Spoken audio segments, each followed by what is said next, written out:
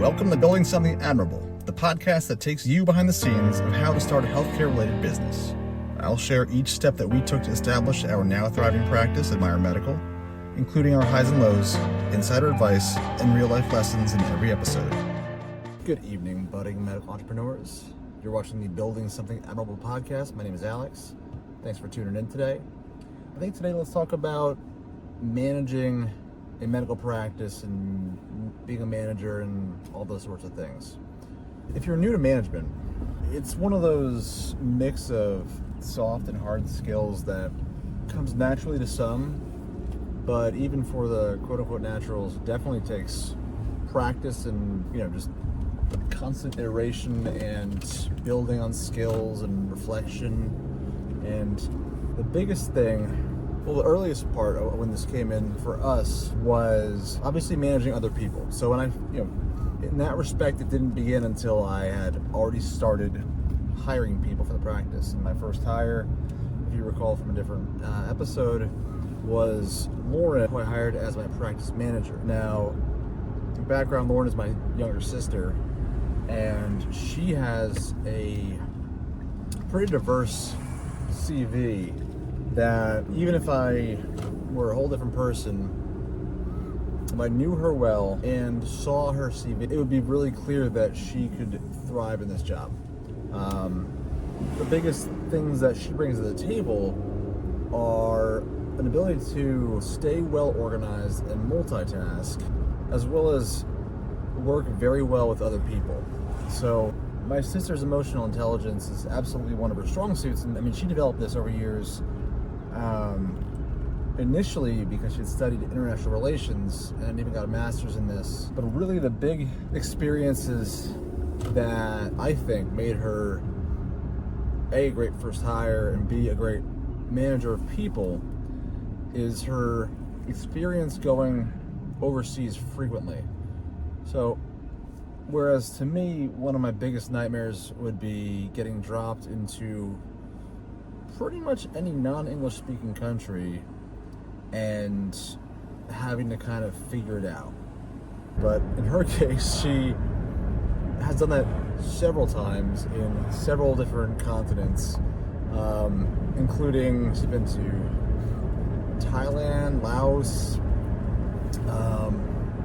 Palestine, Egypt, Germany, and a handful of others. And in some cases she stayed with locals. In other cases I think she's in a hostel. And really what that does is it's kind of the social aspect of being a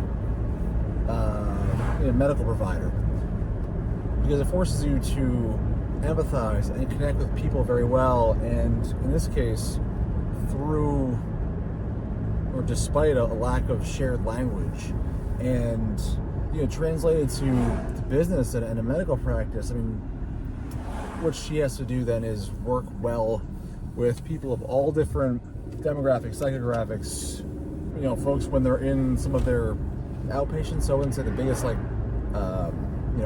worst medical times of their lives like you might get on the inpatient side, but under a significant amount of stress. We've had patients already in just our few months of being open who have been in tears when they showed up because of poor access to healthcare and all those things. So, she's taken those skills and applied it to our patient base, but also she kind of thrives with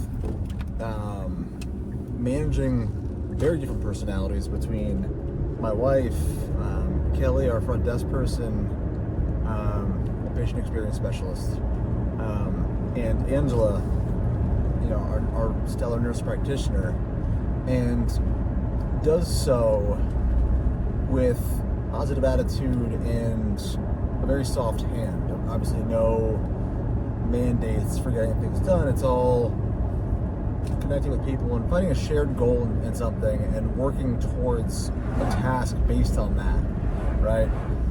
And that's of course, one important skill that you need to get when you're trying to move a group of people in one direction. All of our motivations are, superficially the same, but deep down inherently different. And especially when we all have different stressors and different demands during our day. Kelly has a little bit of a medical background working in a pharmacy, but otherwise, she's been in various different kind of customer service type roles and, a little bit less experience, if any at all, with electronic medical record systems and things like that. So trying to get her up to speed in a completely foreign technical environment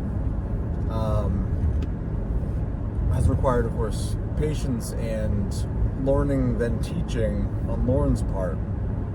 So those are important skills that she's had, and the last place that they really applied is when dealing with our vendors and any sort of issues that we have. So actually, I left myself out there. So I'm not the easiest person to work with sometimes, given kind of my entrepreneurial instincts of see a problem and generate a handful of ideas to try and solve this one, and then iterating that several times throughout the day.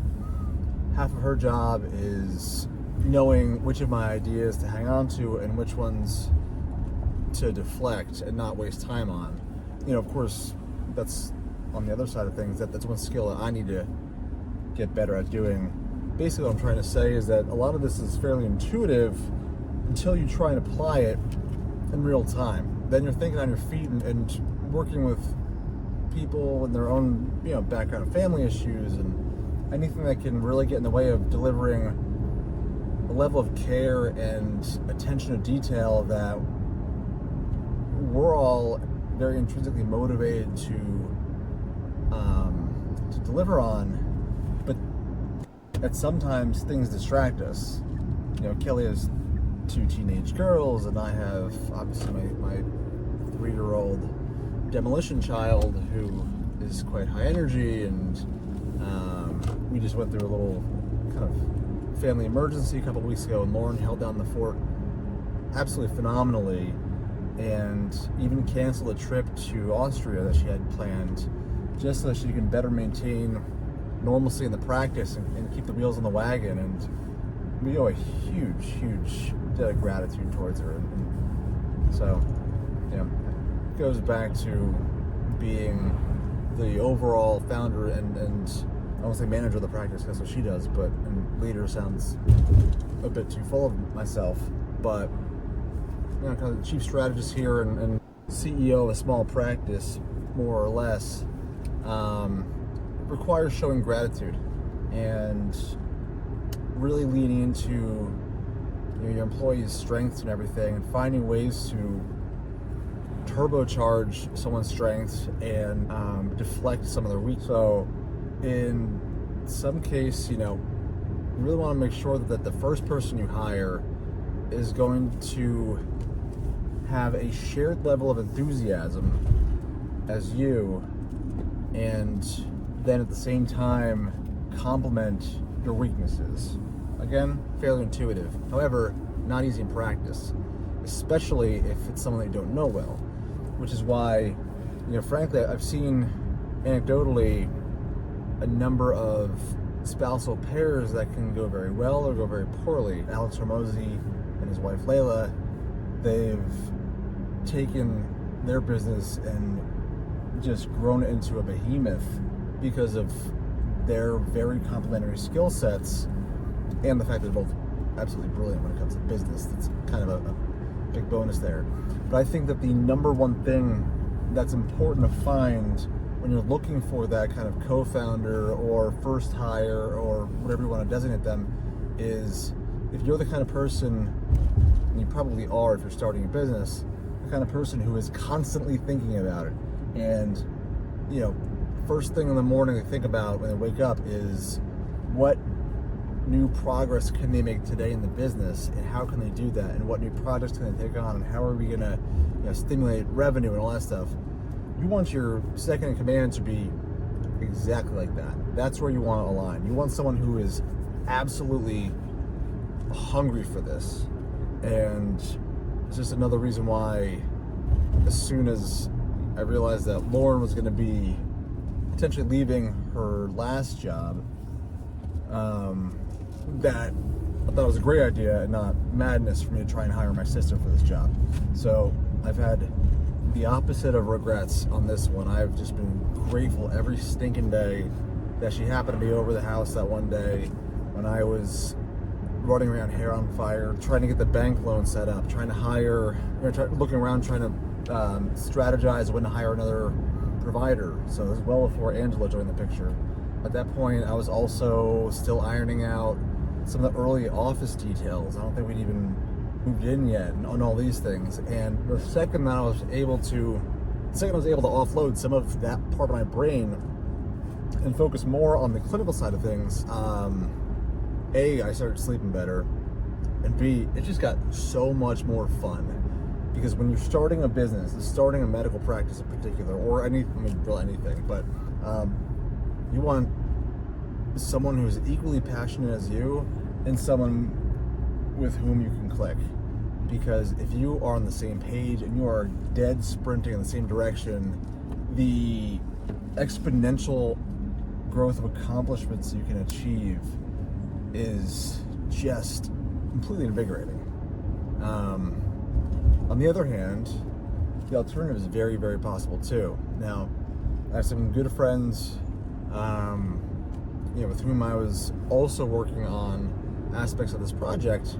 Great friend of mine, absolutely a brilliant business mind and strategist and everything, healthcare experience, all those things, but understandably had his own focus on his own career and was unofficially involved in some of the earlier decisions,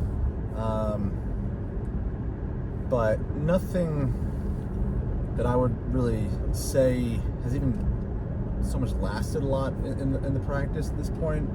Some of our early conversations about mission and vision, those things we've already iterated pretty far away from, and all those things.